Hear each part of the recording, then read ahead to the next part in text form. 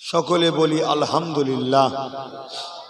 সমস্ত প্রশংসা একমাত্র আল্লাহর জন্য, যিনি কুল কায়নাতের একমাত্র খালেক ও মওলা, সৃষ্টিকর্তা।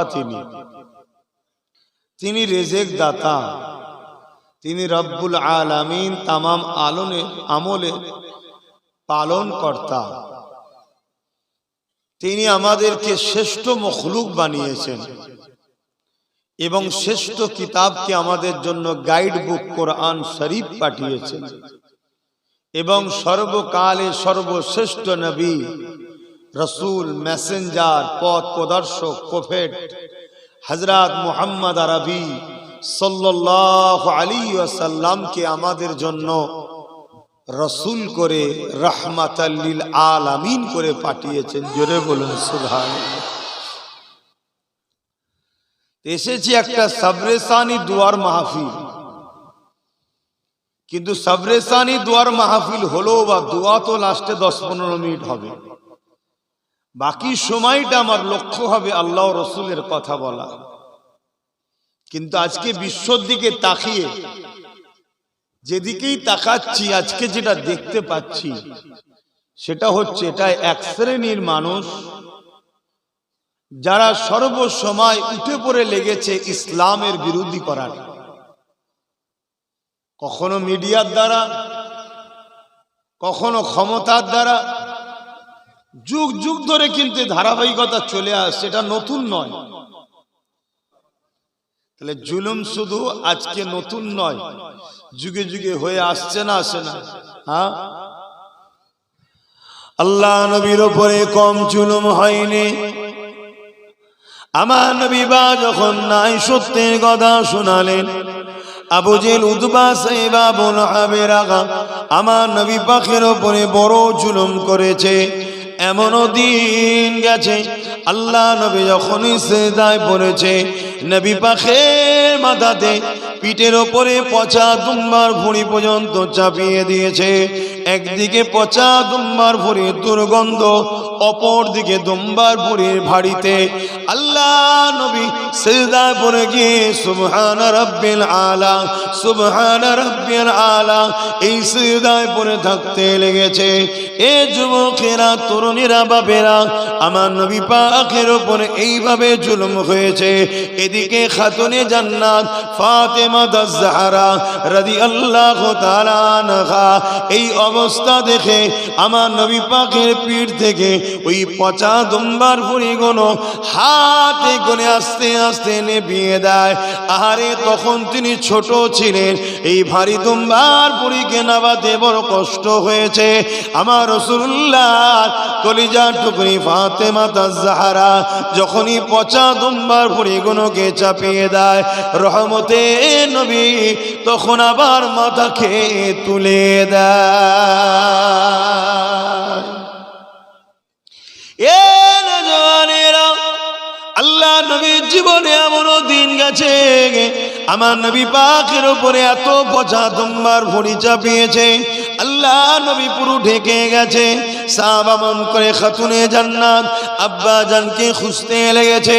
তখন তিনার বয়স ছোট ছিল, কিন্তু আমার নবী পাককে পুরো ঢেকে দিয়েছে দুম্বার পচা ভুঁড়ি দিয়ে। খাতুনে জান্নাত সন্দেহ করলো, এই জায়গায় এত দুম্বার ভুঁড়ি কেন? নিশ্চয়ই আব্বা মনে এই জায়গায় আছে।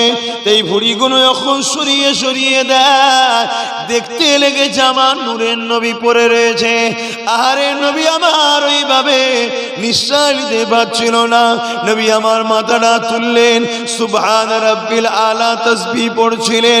মাথাটা যখনই তুললেন, খাতুনে জান্নাত সহ্য করলেন না, আল্লাহ দরবারে হাতটা তুলে বলতে লাগলেন, ও রব্বি আল্লাহ পাক, যারা আমার আব্বা জানকে কষ্ট দিয়েছে, আল্লাহ তাদেরকে আপনি ধ্বংস করে দেন। আমার নবী পাক যে কথা শুনলো, খাতুনে জান্নাতের মুখে আটটা দিয়ে বলতে লাগলো, মা তুমি বদদুয়া করো না, মা তুমি আমার শরীরের অংশ, মা তুমি যদি বদদুয়া করো আমার উম্মতি কোনো ধ্বংস হয়ে যাবে। এ যুবকেরা, যে নবীকে যারা কষ্ট দিয়েছে, আল্লাহ নবী তারও ক্ষতি চাই না, কারণ নবী আমার রাহমাতাল লিল আলামিন হয়ে এসেছে।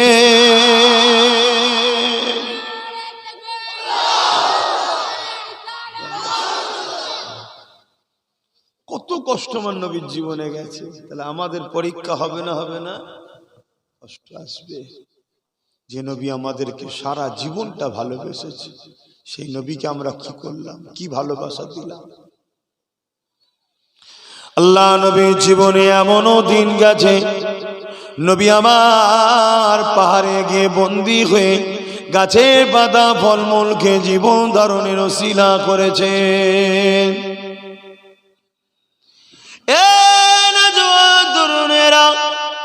আল্লাহ নবী এমনও দিন গেছে, আবু জেহেল আমার নবী পাককে কুয়া খুঁড়েছে ফেলে দেবে বলে, নবী আমার সেই কুয়াতে আবু জে নবী না পড়ে আবু জেহেল সেই কুয়াতে পড়েছিল। আল্লাহ নবী নবী দয়া নবী হাত খানা বাড়াবার পরে আবু জেহেল সেই কুয়া থেকে উঠেছে। আবু জেহেল আমার নবী পাককে জাদুকর বলে কষ্ট দিয়েছে। এ যুবকেরা, তরুণীরা, বাপেরা, আমার নবী পাককে নানান দিক দিয়ে কষ্ট করেছে, কষ্ট দিয়েছে। নবী আমার সব কষ্টকে সহ্য করে উম্মতির জন্য পেরেশান চিন্তিত হয়েছিলে, আল্লাহ দরবারে দোয়া চেয়েছিলে, উম্মত হিসাবে তোমাকে আমাকে নবী পাকে রেখে যাওয়া দিন ইসলামের জন্য 100 বার তো ভাবাটা দরকার আছে না নাই? এ নওজোয়ান তরুণেরা, 1 তারিখে আবু জেহেল আল্লাহ নবীকে অপমান অপদস্থ করবে বলে তৎকালীন সময় পৃথিবী বিখ্যাত একজন জাদুকর ছিল, যার নাম হলো হাবিব ইয়ামানি। ওই হাবিব ইয়ামানিকে দাওয়াত দিয়ে নিয়ে আসে। শুনে রাখবেন, জালিমরা সব সময় জাদুকরদের সাহায্য নেয়। ফেরাউনও জাদুকরকে ডেকেছিল, আবু জেহেলও জাদুকরকে ডাকছে। তরুণেরা, আমার আব্বা জানেন আম্মারা, হাবিব ইয়ামানি তার নাম। আবু জেহেল তাকে দাওয়াত দিয়ে নিয়ে এসেছে, তাকে খাওয়া দাওয়া করিয়ে আমার নবী পাকের মোকাবেলায় নিয়ে আসতে লেগেছে। হাবিব ইয়ামানি বলতে লেগেছে, এ আবু জেহেল, মোকাবেলা পরে করব, আমি কিন্তু মুহাম্মদ রাসূলকে প্রশ্ন করব। হাবিব ইয়ামানি চলে এলো, আবু জেহেল সাথীদেরকে নিয়ে, লোকজনকে নিয়ে আমার রাসূলুল্লাহ দরবারে এসেছে। আমার নবী পাক ওই দিন একটা পাহাড়ের ধারেতে নবী আমার হাঁটাহাঁটি করতেছিলেন। আবু কুবাইস পাহাড়টার নাম। এমন করে আকাশে পূর্ণিমার চাঁদ উঠেছে, নবী আমার হাঁটাহাঁটি করতে লেগেছে। হাবিব ইয়ামানি এসে আল্লাহ নবীকে জিজ্ঞাসা করতে লেগেছে, হে আব্দুল্লাহর বেটা মুহাম্মদ সাল্লাল্লাহু আলাইহি ওয়াসাল্লাম, শুনেছি নাকি আপনি নবী দাবি করেছেন? আল্লাহ নবী বলতে লাগলেন, লা ইলাহা ইল্লাল্লাহু আনা মুহাম্মাদুর রাসূলুল্লাহ। এই কথাটা শোনার সাথে সাথে হাবিব ইয়ামানি বলতে লাগলো, আপনি যদি সত্যি নবী হন তাহলে আকাশে কিছু মুজিজা করে দেখান। কেন হাবিব ইয়ামানি জানে, জাদু জমিনের উপরে হয়, আসমানে জাদু হয় না। জাদু আসমানে হয় না, জমিনে হয়। তাই হাবিব ইয়ামানি আসমানে দেখতে চেয়েছে, কিন্তু মূর্খ আবু জেহেল কিচ্ছু জানে না, ও মূর্খ। হাবিব ইয়ামানি যখন বলেছে আকাশে কিছু দেখান, আল্লাহ নবী আকাশের দিকে মুখ তুলেছে, আর পূর্ণিমার চাঁদ, পুরো গোল চাঁদ। আল্লাহ নবী বলেছে, হাবিব ইয়ামানি, এই চাঁদটা 2 টুকরো করে দেবো। জোরে বলুন না সুবহানাল্লাহ। এত বড় কথা বলতে গেলে কত বড় মানুষ হতে হয় জানেন? চাঁদের কথা বলছে, এই চাঁদটা 2 টুকরো করে দেবো। হাবিব ইয়ামানির মুখে আর কথা নাই, চাঁদ কি করে 2 টুকরো হয়, চাঁদ কি করে 2 টুকরো হবে? কিন্তু হাবিব ইয়ামানি জানে না, যার সঙ্গে কথা বলছি চাঁদটাও তার গোলাম। জোরে বলুন সুবহানাল্লাহ। শুধু আমরা নবীর গোলাম নয়, চাঁদও আমার নবীর গোলাম। শুধু আমরা নবীর জন্য ফিদা নয়, চাঁদও আমার নবীর জন্য ফিদা। के एक महने उन पर कुर्बान ज़माना है,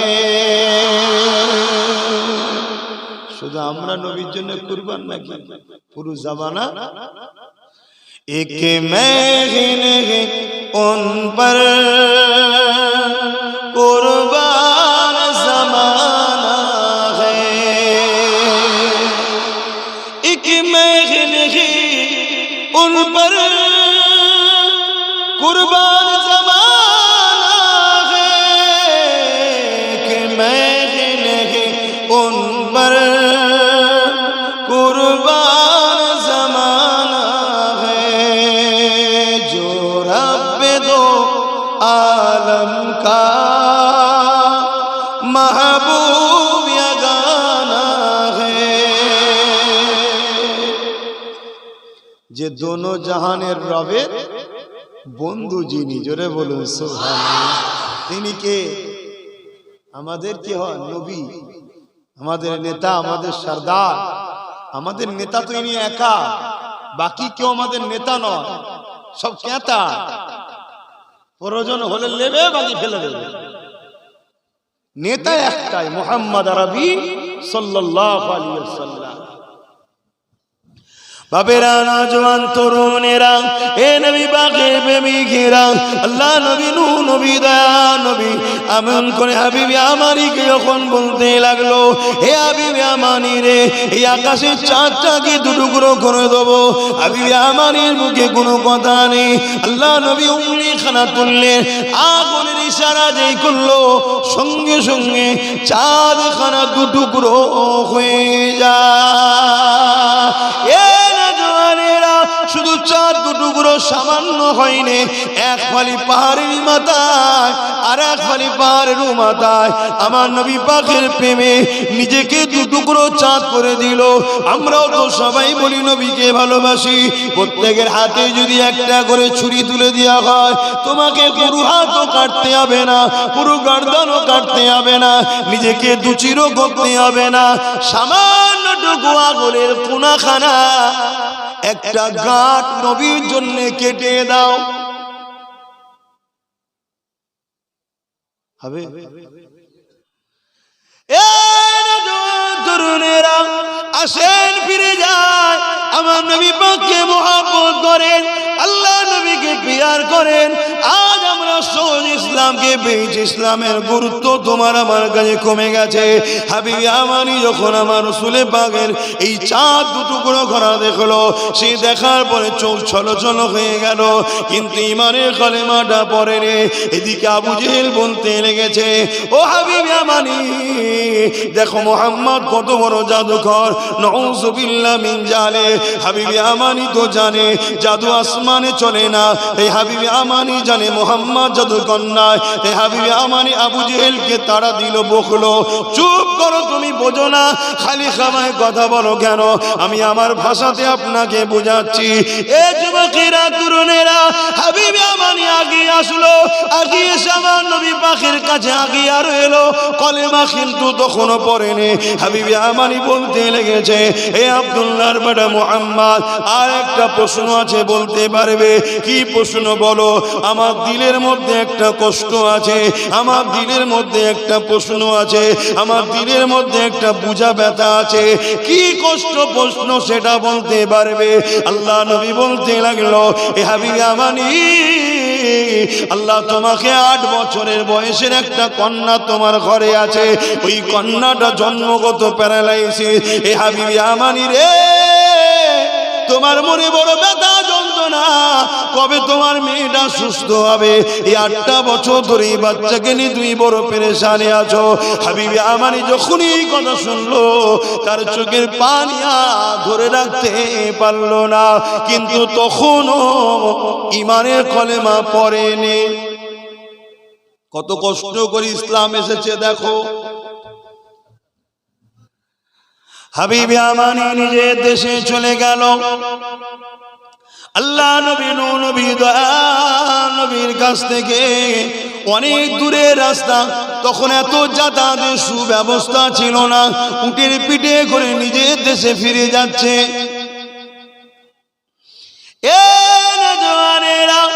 হাবিব আমানি ঘরে যাওয়ার পরে নিজে ঘরে দরজা যখন আঘাতটা দেয়, ওই দরজা খানা যখন খুলে দেয়, হাবিবে আমানি চোখটা বড় বড় হয়ে গেছে। কি দেখতে লেগেছে হাবিবে আমানি? হাবিবে আমানি অবাক হয়ে দেখতে লেগেছে, আমার যে 8 বছর বয়সের কন্যাটা যে হাঁটতে পারে না, দাঁড়াতে পারে না, আমি অবাক হয়ে দেখতে লেগেছি ওই কন্যাটা এমন করে দাঁড়িয়ে আছে এবং হেঁটে হেঁটে এসে দরজা খানা খুলে দিয়েছে। তরুণেরা, হাবিবে আমানি জানতে চাইলো, মারে এই অবস্থা তোমার কি করে হলো মা? ওই মহিলা বন্যাটা বলতে লেগেছে, আব্বা জান 1 তারিখে রাত্রিরে এক নুরানি মানুষ খবের মধ্যে আসলো, তিনি আমাকে বলতে লাগলো, মারে টুটে দাঁড়া মা। আমি বললাম, হুজুর আমি উঠতে পারি না। ওই নুরানি মানুষটা বলতে লাগলো, মারে একবার দিল থেকে বলেলে লা ইলাহা ইল্লাল্লাহ মুহাম্মাদুর রাসূলুল্লাহ। আমি এটা যখনই বলে নিলাম, ওই নুরানি ব্যক্তিটা বলতে লাগলো, মারে এবারে বিসমিল্লাহ বলে দাঁড়িয়ে যা। যখনই আমি বিসমিল্লাহ বলে দাঁড়াতে লাগলাম, আমার আব্বা জান আমি হাঁটতে পারছি এবং চলতে পারছি, দাঁড়াতেও পেরে গেছি। এ যুবকেরা, তরুণেরা, হাবিবে আমানি জানতে চাইলো, মারে তিনার কিছু হুলিয়া বলতে পারবে? তিনাকে খবে দেখো চেহারার কিছু প্রশংসা বলতে পারবে? চেহারার কিছু তারিফ বলতে পারবে? ওই সময় কন্যা বলতে লাগে, বাবা ওই রকম ব্যক্তি কখনো দেখিনি, এত সুন্দর কখনো জীবনে কল্পনাও করতে পারিনি। তিনার ভুরুগুলো ছিল জোড়া জোড়া, চোখগুলো ছিল নূর চমকাতে লেগেছে। তিনি যখন কথা বলতে লেগেছে, 2 ঠোঁটের বিস্কান থেকে নূরের মতির মতো ঝরতে লেগেছে। তিনার চুলগুলো ছিল বড় বড় বাবরির না। হাবিবে আমানি আর বুঝতে বাকি রইল না, তিনার কাছে থেকে আসছে তিনি ছিলেন। তাই দেরি না করে সুজা মক্কা দিকে রওনা দিতে লাগলো। ওই কন্যা তখন ডেকে বলতে লাগলো, বাবা আপনার জন্য একটা মেসেজ রয়েছে। কি মেসেজ রয়েছে? ওই নুরানি ব্যক্তিটা বলেছিল, মা এই কলেমা তুমি পড়ে নাও মা। আর আমি বলে যাই, খুব শিগগিরই তোমার বাবা তিনিও এই কলেমা পড়ে নেবে। আরো জোরে বলুন সুবহান।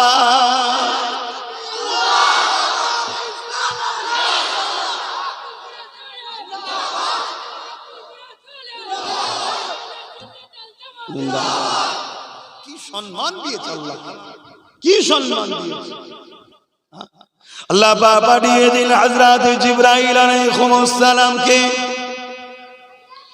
এ যুবকেরা, হযরত জিবরাইল আলাইহিস সালামকে আল্লাহ পাঠিয়ে দিলেন। ও হযরত জিবরাইল দুনিয়া জমিনে চলে যান, বুরাককে সাথে করে নিয়ে আসেন, আমার হাবিবকে আজকে ডেকে নিয়ে আসেন। আমি আল্লাহ আমার হাবিবকে দিদার দেবো, আমার হাবিবকে আমি দাওয়াতটা দিলাম। ও হযরত জিবরাইল যান নিয়ে আসেন। এ যুবকেরা, তরুণেরা, আল্লাহ নবী ওই দিন নিজে হুজুরার মুবারকে শুইনে উম্মে হানি হুজুরের ঘরে শুয়েছিলেন। কেন শুয়েছিলেন? আমার নবী পাকের ঘরেতে বিনা হুকুমে ঢোকাটা হলো নিষেধ। আমার নবী পাককে বাইরে থেকে ডাকাটা হলো বিয়াদবি নিষেধ। এ যুবকেরা, তরুণেরা, হযরত জিবরাইল আলাইহিস সালাম চলে আসলে, আল্লাহ নবী ঘুমিয়ে রয়েছে, রাতের মধ্যভাগে চলে আসলে জিবরাইল আলাইহিস সালাম আমার নবী পাক ঘুমিয়ে রয়েছে বলে দেখে তুলতে তো পারতেন, কিন্তু জিবরাইল জানে কে ঘুমাচ্ছে, ইনাকে তোলারও একটা আদব রয়েছে। আদবের বিখিলাফ যদি তুলে ফেলি আমি জিবরাইলও ধ্বংস বরবাদ হয়ে যাব। এই জন্য জিবরাইল আলাইহিস সালাম জমিন থেকে আল্লাহকে বললে, ও রব্বি আল্লাহ পাক, আপনার বন্ধু ঘুমাচ্ছে, আপনার মাহবুব ঘুমাচ্ছে, আপনার হাবিব ঘুমাচ্ছে, আমি জিবরাইল কেমন করে তুলবো? হযরত জিবরাইল আলাইহিস সালামকে আমার আল্লাহ পাক জানিয়ে দিলে, ও হযরত জিবরাইল আমার হাবিবের কদমের গোড়ায় বসে যাও, তুমি তোমার ঠোঁট দিয়ে আমার হাবিবের কদমের নিচে চুমা দিতে থাকো। আরো জোরে বলুন সুবহান।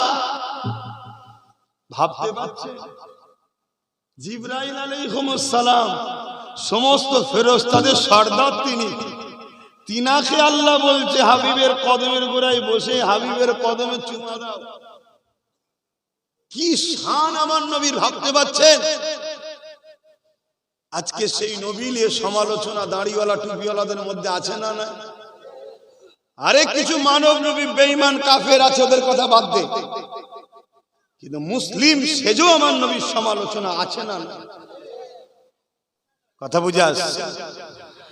বাবেরা, নওজওয়ান তরুণেরা, হযরত আবু বকর সিদ্দিক নামাজ পড়েছে, আব্দুল্লাহ ইবনে উবাইও নামাজ পড়েছে, আবু বকর সিদ্দিক রোজা রেখেছে, আব্দুল্লাহ ইবনে উবাইও রোজা রেখেছে। হযরত আবু বকর সিদ্দিক নবী পাকের সাথে হজ করেছে, আব্দুল্লাহ ইবনে উবাইও হজ করেছে। হযরত আবু বকর সিদ্দিক জিহাদের ময়দানে নবীর সঙ্গে গেছে, আব্দুল্লাহ ইবনে উবাইও গেছে। হযরত আবু বকর সিদ্দিকের দাড়ি টুপি জুব্বা পাগড়ি ছিল, আব্দুল্লাহ ইবনে উবাইরও ছিল। এরপরও আব্দুল্লাহ ইবনে উবাই জাহান্নামী হয়ে গেল, আবু বকর সিদ্দিক দুনিয়া থেকে জান্নাতের সার্টিফিকেট পেয়ে গেল। এর কারণটা কি? এই যুবকেরা, হযরত আবু বকর সিদ্দিক জানিয়ে দিল, এই দুনিয়ার মানুষেরা, আব্দুল্লাহ ইবনে উবাইয়ের যা ছিল আমি আবু বকরের মধ্যে তা রয়েছে, কিন্তু আমার মধ্যে যা আছে আব্দুল্লাহ ইবনে উবাইয়ের তা নাই। আব্দুল্লাহ ইবনে উবাইয়ের নামাজ ছিল, আমি আবু বকরের আছে। আব্দুল্লাহ ইবনে রোজা রেখেছে, ওটা আমারও আছে। ওর দাড়ি টুপি জুব্বা পাগড়ি আছে, ওটা আমি আবু বকরের রয়েছে। ও হজ করেছে, ওটা আমি আবু বকরের রয়েছে। ও দাড়ি রেখেছে, ওটা আমারও আছে। ও জিহাদের ময়দানে গেছে, ওটা আমারও আছে। ওর যা আছে আমারও তা আছে, কিন্তু আমার যা আছে ওর তা নাই। কি রয়েছে আপনার, ওর নাই। আবু বকর সিদ্দিক বলেছিল, আমার সিনাতে আল্লাহ ও নবীর প্রেম আদো ভালোবাসা আছে, যেটা ওর মধ্যে নাই। এই না থাকার দরুন সব থাকার পরও জাহান্নামী, আর সিনার পাওয়ার থাকার জন্য আল্লাহ জান্নাতি বানিয়েছে। আরো জোরে বলুন সুবহান।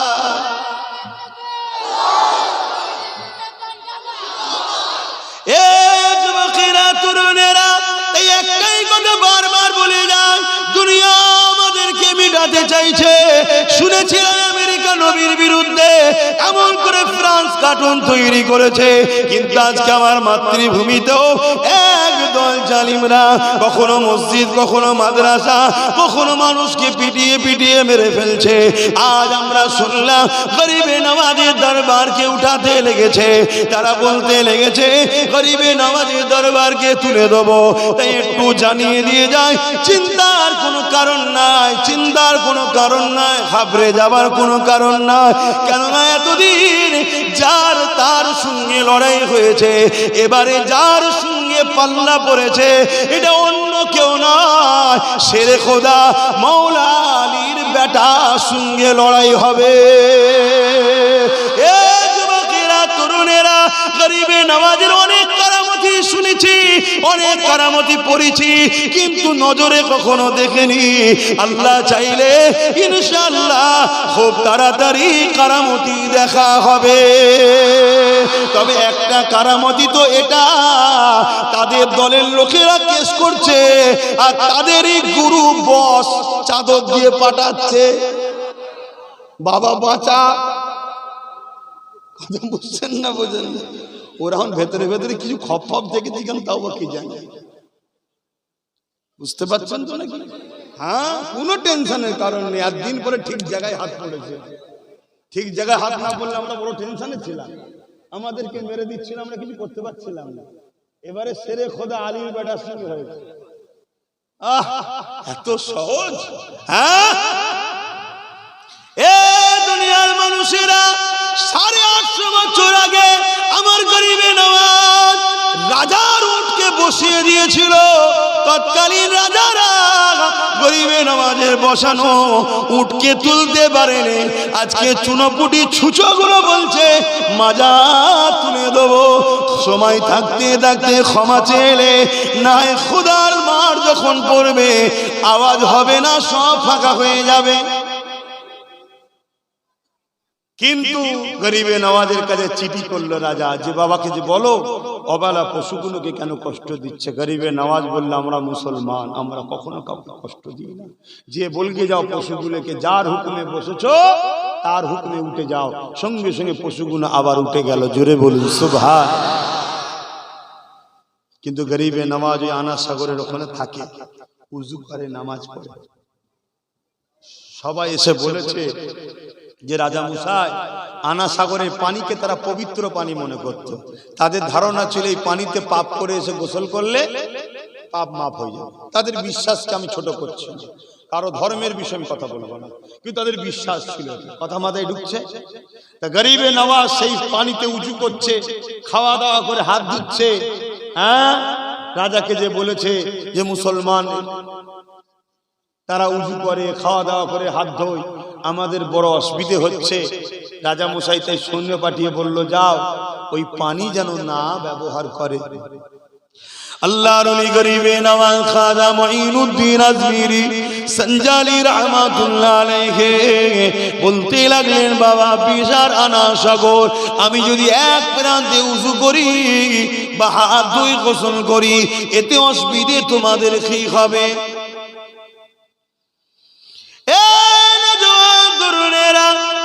কিন্তু সৈন্যরা বড় জোর করলো, না রাজার হুকুম আপনি পানি নিতে পারবেন না।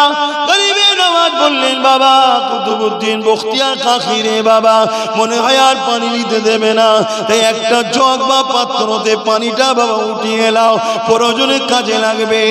আর যখন উঠাতে যাবে ওই আনা সাগরকে বলে দিও মুঈনুদ্দিন ডেকেছে। যুবকেরা, তরুণীরা, বাপেরা পাত্রখানা ডুবালো। আর যখনই পাত্রখানা উঠলো, সমস্ত পানি শেষ হয়ে গেল, ওই পাত্রের মধ্যে পানি চলে এলো। এ যুবকেরা, চতুর্দিকে খবর ছড়িয়ে গেছে, হই হই শুরু হয়ে গেছে। রাজার কাছে যে সবাই অভিযোগ দিতে লেগেছে, রাজা মশাই পাপের বোঝা নিয়ে যাব কোথায়? ওখানে ধুলে পাপ পূর্ণ হয়ে যেত, পাপ ধরে যেত, পুকুরে পানি নেই তো সাগরে কোথায় ধোবো? রাজা মশাই বড় চিন্তা পড়ে গেছে। আরে মুসলমান কোন চাইছে কি? এ আজকের রাজার আসল, আমরা মুসলমান কিছু চাই না, আমরা মুসলমান চাই এ জমিন আল্লাহর, আমরা আল্লাহর দাসত্ব করব স্বাধীনভাবে, আমাদেরকে ডিস্টার্ব করো না। আর আমরা ইজ্জতের রুটি খাবো, কারো ভিক্ষা আমরা চাই না, কারণ রিজিকের মালিক আল্লাহ, অন্য কেউ নয়। তাই গরিবে নওয়াজের কাছে যখন সৈন্য সামান দর পাঠিয়ে দিল, রাজা নিজেও চলে গেল, না খিসরানি দিতে লাগলো। বাবা মুঈনুদ্দিন, এ বাবা দরবে মুসাইর, এমন করে মানুষগুলো বড় পেরেশানে পড়ে গেছে, আপনি পানিখানা ফিরিয়ে দিন, আপনি কি চান বলুন? আমার গরিবে নওয়াজ বলেছিলেন, আমি একটাই জিনিস চাই, মানুষকে সত্যের মেসেজ দেবো, এই মেসেজে তোমরা আমাকে ডিস্টার্ব করবে না।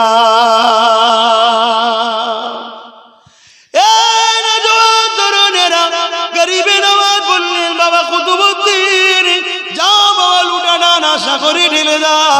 যখনই লুটার পানিটা আনা সাগরে ঢেলে দিল, কানা পরিমাণ হয়ে গেল। এ যুবকেরা, তরুণেরা, বাপেরা, মনে রাখবেন, গরিবে নওয়াজ আমাদেরকে ভারতবর্ষে বসিয়েছে, পৃথিবীর কোনো ক্ষমতা না আমাদেরকে এখান থেকে উঠাতে পারে। এনআরসি বলুন, সিএ বলুন, আর কাছিছি যাই বলুন না কেন, কোনো জিনিস দিয়ে ভারতের মুসলমানকে মিটানো যাবে না, কেননা ভারতের মুসলমানকে গরিবে নওয়াজ বড় আদর করে বসতে দিয়েছে। এই যুবকেরা, তরুণেরা, গরিবে নওয়াজের আরেকটা কথা মনে পড়ে গেছে। হুজুর আমার একদিন রাস্তা দিয়ে যেতে লেগেছে, এই যুবকেরা, এমন সময় একটা ধর্মগুরু এমন করে সে তার দেবীকে উপাসনা করে, তার বিশ্বাস তার কাছে, সে তার পবিত্র দেবীকে উপাসনা করে, এমন করে সে ছিল ধর্মগুরু। তার কন্যা বাবাকে জিজ্ঞাসা করতে লেগেছে, বাবা তুমি কি করো? এই ফলগুলো কি আমাদের দেবী খায়? এমন করে সেই বাবা বলতে লেগেছে, না খাই না। কিন্তু কন্যা বলতে লেগেছে, হ্যাঁ আমি খাওয়াবো তাকে। এই বলে এক বাটি দুধ নিয়ে ওই এমন করে তার বিশ্বাসের জায়গা, তার পবিত্রতার কাছে স্থানে এসে ওই দেবীকে খাওয়াতে লেগেছে। সে তো খায় না, তাকে বারবার বলতে লেগেছে, সে তো কিছু দিয়ে খেতে চায় না। লাস্টে হালকা বয়সের কন্যা মহিলাটা সে জেদে এসে গিয়ে ওই দেবীর কাছে পাথরে মাথা ঠুকতে লেগেছে। আরে কন্যাটা রক্ত বেরোতে লেগেছে। ঠিক এমনই সময় রাস্তা দিয়ে গরিবে নওয়াজ যেতেছিল। গরিবে নওয়াজ এই দৃশ্যটা দেখে এমন করে ওই দিকে আগিয়ে এসে বলতে লেগেছে, এ মামে ছেলে কি করতে লেগেছো মা? ওই সময় কন্যা বলতে লেগেছে, আমি আমার প্রভুকে খাওয়াতে লেগেছি। গরিবে নওয়াজ বলছে, এই পাথরের মূর্তি তো কখনো খাবে না রে মা। তার বাবা যেভাবে বলেছিল গরিবে নওয়াজও সেম কথা বলেছে, কিন্তু কন্যা একটাই যে আমি আমার প্রভুকে খাওয়াবো, কেন সে খাবে না? গরিবে নওয়াজ বলতে লেগেছে, মারে এ কখনো খেতে পারেনি, পাথরের তো তৈরি মারে। কিন্তু সেই মহিলা বলতে লেগেছে, আপনি আপনার রাস্তায় যান, আমার ধর্মীয় বিষয়ে আপনাকে কথা বলতে হবে না। কিন্তু গরিবে নওয়াজ সে জায়গায় যখন দাঁড়িয়ে দেখে ওই কন্যাটা আবার পাথরে মাথা ঠুকতে লেগেছে, কপাল দিয়ে রক্ত বেরোতে লেগেছে। গরিবে নওয়াজ বলে উঠল, কেন এই মেয়েটাকে কষ্ট দিচ্ছিস? জলদি করে খেলে। সঙ্গে সঙ্গে ওই পাথরের মূর্তি গার হা করেছে আর ওই কন্যা তাকে খাওয়াতে লেগেছে। তরুণেরা এই দৃশ্য দেখে কন্যা ঘরে চলে যে বাবাকে বলতে লেগেছে, আমি খাইয়েছি আমার প্রভুকে, আমার দেবীকে খাইয়েছি, কিন্তু কেউ বিশ্বাস করতে চায় না। কন্যা বলল, তাহলে আবার চলো, কালকে গিয়ে খাওয়াবো দেখবে। কিন্তু কালকে আবার এসেছে, কন্যাটা খাওয়াতে চাইছে, খেতে চাইছে না, খাওয়াতে চাইছে, খেতে চাইছে না। কন্যা রকুল বলে উঠলো, যদি তুই না খাস ওই মুসলমানটাকে ডেকে আনবো যেই গরিবে নওয়াজের কথা বলেছে। সঙ্গে সঙ্গে আবার পাথরের মূর্তি খেতে লেগেছে। আরো জোরে বলুন সুবহানাল্লাহ।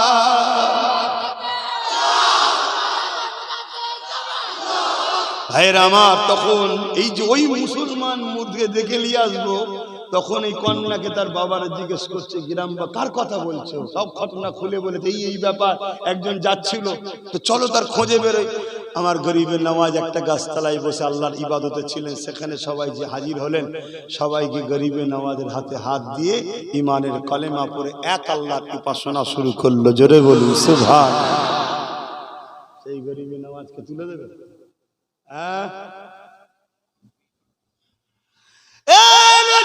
তরুণেরা, আরো একটা কথা বলি শোনেন। হুজুর আমার একদিন এক রাস্তা দিয়ে যায়, আর রাস্তা শেষ হওয়ার পরে গভীর জঙ্গল পড়েছে। হুজুর আমার জঙ্গলের রাস্তা ধরে যেতে লেগেছে। কিছু দূর যাওয়ার পরে দেখতে লেগেছে এমন করে একদল মানুষ আগুনের উপাসনা করতে লেগেছে। গরিবে নওয়াজ তাদেরকে জিজ্ঞাসা করে, বাবা তোমরা এখানে কি করছো? তারা বলতে লেগেছে, আগুন দেবতার উপাসনা করতে লেগেছি, যাতে করে আগুন আমাদেরকে পুড়িয়ে না দেয়। গরিবে নওয়াজ বলতে লাগলো, কতদিন উপাসনা করছো? তারা বলতে লেগেছে, 40 বছর ধরে উপাসনা করতে লেগেছি। গরিবে নওয়াজ বলতে লেগেছে, তাহলে আগুনের যখন উপাসনা 40 বছর করছো, তাহলে তোমাদের আর নিশ্চয়ই পুড়াবে না। তাহলে হাতটা দিয়ে একজনকেও দেখাও। তারা বলতে লেগেছে, না পুড়ে যাবে, আগুনের কাজ তো পুড়িয়ে দেওয়া। গরিবে নওয়াজ বলে উঠেছে, না রে, আগুনের ক্ষমতা নেই পুড়াতে পারে। হ্যাঁ, আমিও বলে যাচ্ছি, আগুনের ক্ষমতা নেই পুড়াতে পারে। সব ক্ষমতার মালিক হলো একজন আল্লাহ। আল্লাহ হুসাইয়ুন কাদির, সব কিছুর ক্ষমতা আল্লাহ। নাই আমাদের আব্বা জান ইব্রাহিম আলাইহিস সালামকে যখন নমরুদ আগুনে ফেলে দিয়েছিল, ওই সময় জিবরাইল এসে বলতে লেগেছিল, ও হযরত ইব্রাহিম, আপনাকে আগুনে ফেলা হচ্ছে, আপনি জানেন? ইব্রাহিম নবী বলেছিল, হ্যাঁ জানি। ওই সময় জিবরাইল বলেছিল, কিছু হেল্প লাগবে নাকি? ইব্রাহিম নবী বলেছিল, না না না, লাগবে না। আমাকে যখন আগুনে ফেলা হচ্ছে, আমার আল্লাহ দেখতে পাচ্ছে। যদি আমাকে আগুন থেকে আল্লাহ বাঁচায়, আমি বাঁচবো। আর আল্লাহ যদি ইব্রাহিমের প্রেমের পরীক্ষা লিবার জন্য আগুনে পুড়িয়ে ছাই করে দেয়, আবার যদি বাঁচায়, আমি ইব্রাহিম 100 বার নয় 1000 বার যদি বাঁচি, আল্লাহর প্রেমে 1000 বার পুড়ে ছাই হতে রাজি আছি। এ নওজওয়ানেরা, আমরা করলা, আমরা নবীর জন্য কি করলা? একবার বালিশে মাথা দিয়ে চিন্তাটা করো যে জীবনটা কিভাবে বানালা, জীবনটা কোন রাস্তায় কাটালা। গানে কাটিয়ে দিলা, যাত্রায় কাটিয়ে দিলা, ফাংশনে কাটিয়ে দিলা, খেলা মেলা নিয়ে কাটিয়ে দিলা। আজকে বাড়ি বাড়ি বন্ধন লোন ঢুকে গেল, বাড়ি বাড়ি সুদ ঢুকে গেল। এ যুবকেরা, তরুণেরা, কাল তোমাকে কতল করবে যারা, কাল তোমাদেরকে মূলোর মতো পেঁয়াজের মতো যারা কাটতে চায়, তারাই কিন্তু তোমাদের বাড়িতে সুদ ঢুকিয়েছে, তারাই তোমাদেরকে গান যাত্রা মেলা দিয়েছে। কেন দিয়েছে? এখনো ধরলে তোমাদের ওপরে আল্লাহ নারাজ হয়ে যাবে, নবী নারাজ হয়ে যাবে, ইমানের পাওয়ার সিনার শক্তি কমে যাবে। এই তোমাদেরকে কতল করতে তাদের সুবিধা হবে, লোভে পাপ, পাপে মৃত্যু হয়ে যাবে। এই মনে রাখো, আল্লাহর উপরে ভরসা রাখো। সংসারে অভাব হয়েছে, তাহাজ্জুদ পড়ো, ফজরের নামাজ পড়ে আল্লাহর কাছে কাঁদো। আমার আল্লাহ, আমার সংসার বড় অভাব, আমার রুজিতে বরকত দেন। আল্লাহ তামাম পৃথিবীর পালন কর্তা রিজিক দাতা তোমাকে গায়েবী সাহায্য করবে, তোমার রুজিতে বরকত এসে যাবে, তোমার অভাব দূর হয়ে যাবে। হারামের দিকে যেও না। আল্লাহ পরীক্ষা তোমাকে নিতে লেগেছে। যদি আমার আল্লাহ তোমাকে দুবেলা না খাইয়ে পরীক্ষা নেয় আল্লাহর খুশির জন্য, কেন তুমি শুকিয়ে থাকতে পারবে না? অথচ খাতুনে জান্নাত ফাতেমা জাহরা রাদিয়াল্লাহু তাআলা আনহা এমনও দিন গেছে এক সপ্তাহ পর্যন্ত খেতে পায় না। হযরতে মাওলা আলী রাদিয়াল্লাহু তাআলা আমার নবী পাকের দরবারে গেছে, হুজুরের দরবারে যদি কিছু পাওয়া যায় ওটাকে নিয়ে আসবে। এমন সময় ঘরে আসছে খালি হাতে। হযরতে আলী বাইরে থেকে সালাম দিল, ফাতেমা জাহরা বাইরে থেকে ভেতর থেকে জবাব দিল। জবাব দিয়ে জানলা খুলে দেখছে আমার স্বামীর মিজাজটা কেমন আছে, হাতে কিছু আছে নাকি দেখছে। দেখছে খালি হাতে, মনটা খারাপ। ঘরের ভেতর থেকে খাতুনে জান্নাত বলতে লেগেছে, আমার প্রাণের স্বামী মন খারাপ কেন? ওই সময় মাওলা আলী বলেছিল, আপনার আব্বা থেকে কিছুই দিয়ে পেতাম নিয়ে আসতাম, কিছুই পেলাম না। আরে আপনার এক সপ্তাহ খাওয়া হলো না, হাসান হোসাইনের হলো না, আমি আলীর নাই নাই হোক গে যা। কিন্তু ফাতেমা রে, দোনোজানের সুলতানের বেটি তুমি, আর তোমাকে তোমার আব্বা আমার কোলে হাতে দিয়েছে, তোমাকে আমি কোনোদিন ভালো মন্দ খাওয়াতে পারলাম না, ভালো মন্দ কোনো জিনিস দিতে পারলাম না। এ ফাতেমা, আজকে মনটা বড় খারাপ হয়ে গেছে। হযরতে খাতুনে জান্নাত কি বলেছে, এ আমার আব্বারা, কন্যাগুলোকে এইভাবে শিখাবেন, কন্যাগুলোকে এইভাবে মানুষ তৈরি করো, কন্যাগুলোকে এইভাবে আদর্শবান তৈরি করো।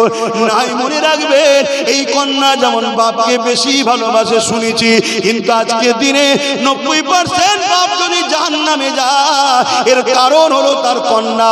কন্যা বিহায়াপনা করার জন্য, কন্যা টিকটক করার জন্য, কন্যা পার্কে যাওয়ার জন্য, কন্যা সিনেমায় যাওয়ার জন্য, কন্যা বেপরদা হওয়ার জন্য কিয়ামতের দিন ওই বাপকে কন্যার সঙ্গে জাহান্নামে দেওয়া হবে।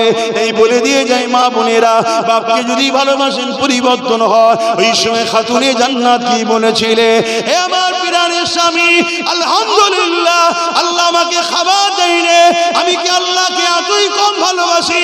আমার আল্লাহ যদি ফাতেমাকে না খাইয়ে খুশি হয়, আমি ফাতেমা কেন বা আমার আল্লাহর জন্য শুকিয়ে থেকে খুশি হতে পারবো না? হে আমার প্রাণের স্বামী, আসেন ঘরে আসেন, হাসি মুখে আসেন, মন খারাপ করে আসলে হবে না। কেন আপনি কি জানেন না, আল্লাহ পাক তাদের সঙ্গে আছে যারা ধৈর্য সবর করে, তাদের সঙ্গে আছে, এবং যারা খাওয়া দাওয়ার পরে শুকরিয়া আদায় করে তাদের সঙ্গেও আছে। আল্লাহ শুকরকারীর সঙ্গেও থাকে, ধৈর্যকারীর সঙ্গেও থাকে। আমার প্রাণের স্বামী, আমি আল্লাহ শুকরিয়া আদায় করি। আল্লাহ আপনাকে তো ফিরিয়ে দিয়েছে, এটাই আমার জন্য অনেক শুকরিয়া।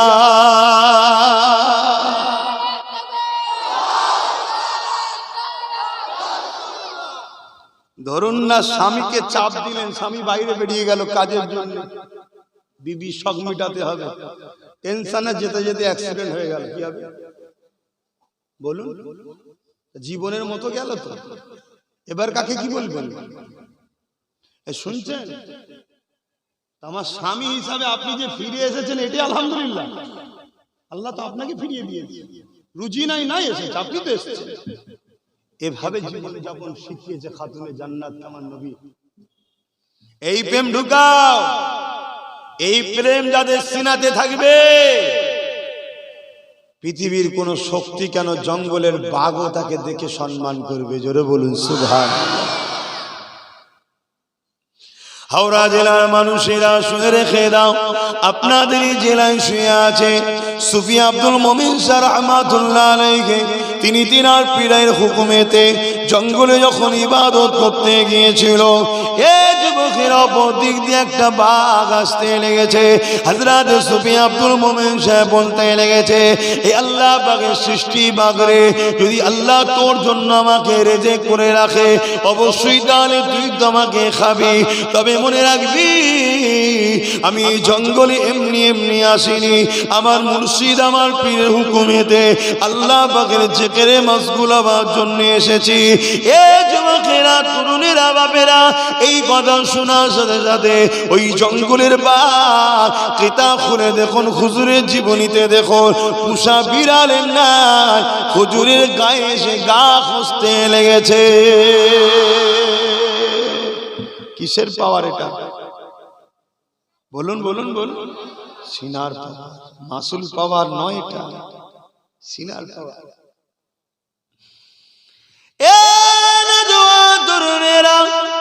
আমার মুজাহিদুল জামান দাদা খুলুর পীর কিবলা রাহমাতুল্লাহ আলাইহি সুন্দর বলে জঙ্গলের দিকে দাওয়াতে যেতে লেগেছে।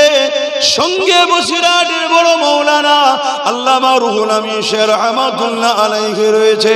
হুজুর আমার গরুর গাড়ি তখন ছিল, গরুর গাড়ি করে যেতে লেগেছে। হঠাৎ করে গরুর গাড়ির চালক যে ছিল, ওই পালকি মতো যে গরুর গাড়ির উপরে করা থাকে, ওর মধ্যে লাফ মেরে ঢুকে পড়েছে। হুজুর বললেন, কি গো বাবা, কি হয়েছে? আর গরুটা কোন এত লাফালাফি কেন করতে লেগেছে? ঠিকভাবে বসে দেখা যাচ্ছে না বাবা, কি হয়েছে বাবা? ওই গরুর গাড়ির চালক বলতে লেগেছে, হুজুর একটা নয় দুটো বাঘ সামনে এসে গেছে। আমার মুজাহিদুল জামান বলতে লেগেছে, তাতে কি হয়েছে বাবা? এ যুবকেরা, তরুণেরা, বাপেরা, তুমি আমি শুনলে তো অজ্ঞান হয়ে যেতাম। আমার মুজাহিদুল জামান কি বলতে লেগেছে, বাবা রুহুল আমিন, একবার পর্দাটা খুলিয়ে মুখটা দেখিয়ে দাও। সুন্দরবনের বাঘ যেমন রয়েছে, আমি আবু বকর আমার বাঘটাকেও একবার তারা দেখেনি।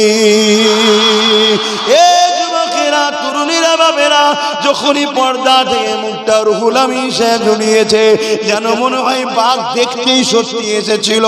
সঙ্গে সঙ্গে নেজ লড়াতে লড়াতে আবার জঙ্গলের দিকে চলে যায়।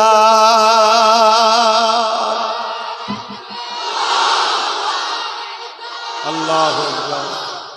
এটা কিসের পাওয়ার? সিনার পাওয়ার তৈরি করো, সিনার পাওয়ার তৈরি করো, নাই বা মার খেয়ে মরে যেতে হবে, কিছু করা থাকবে না। একদম খোলাখুলি কথা বলে যাচ্ছি। কামিয়াবি যদি পেতে চাও, আল্লাহর ভয় হৃদয়ে আনো। আল্লাহর ভয় যার হৃদয়ে থাকবে, সে কখনো গান বাজনা, যাত্রা, ফাংশনে যেতে পারবে না। আর নবীর প্রেম আদব যার হৃদয়ে থাকবে, সে কখনো নামাজ কাজা করে ইচ্ছা করে বসে থাকতে পারবে। তো যাক, আমার নবী পাকের মেরাজের মাস, আল্লাহ আমার নবীর উম্মত হিসাবে আমাদের জীবনের গুনাহ আল্লাহ মাফ করে দেন। বুন আল্লাহুম্মা আমিন। আমার নবী পাক যখন আল্লাহ দিদারে গেলেন, একটা শর্ট পয়েন্ট আপনাদের বলে যান, শুনে রেখে দেন। আমার নবী পাক যখন আল্লাহ পাকের দিদারে গেলেন, আমার আল্লাহ পাক বলতে লাগলেন, হাবিব কি চাও? উম্মতের নাজাত। হাবিব কি চাও? উম্মতের নাজাত। আমার আল্লাহ নবী পাককে ৭০,০০০ বার জিজ্ঞাসা করেছে, হাবিব কি চাও? আমার নবী পাক ৭০,০০০ বারে একবার একটাই উত্তর দিয়েছে, আল্লাহ পাক আমার উম্মত উম্মতিদের নাজাত চায়। এত আপন, এত ভালোবাসার মানুষ কেউ আছে দ্বিতীয়? হ্যাঁ, দুনিয়াদারি করতে হবে, মাকে ভালোবাসতে হবে, বাপকে ভালোবাসতে হবে, স্ত্রীকে ভালোবাসতে হবে, স্বামীর সম্মান করতে হবে, সব কিছু ঠিক আছে, কিন্তু নবীর থেকে আপন কেউ না, এটা মাথায় রাখবেন। তো যাক, রাত হচ্ছে, ঠান্ডাও বাড়ছে, ওদিকে তাবরুক আবার ঠান্ডা হয়ে যাবে। আসুন একটু সালাম দিয়ে নি। ইয়া নবী সালাম, ইয়া নবী নাম ও পিয়ারা, ইয়া রাসূল নাম পিয়ারা, अर्श पर अपने पुकारा, सच पैगंबर हमारा, या नबी सलाम,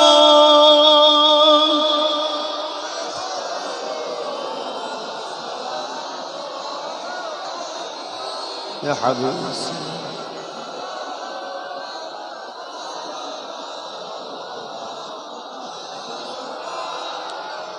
কঠিন আসরের দিনে কি আছে মোদের কপালে, গুনাহগার উম্মাহ আতো আপনা লইবেন সঙ্গে এ মাহশরে, নবী সালাম, ইয়া রাসূল ইয়া হাবিব।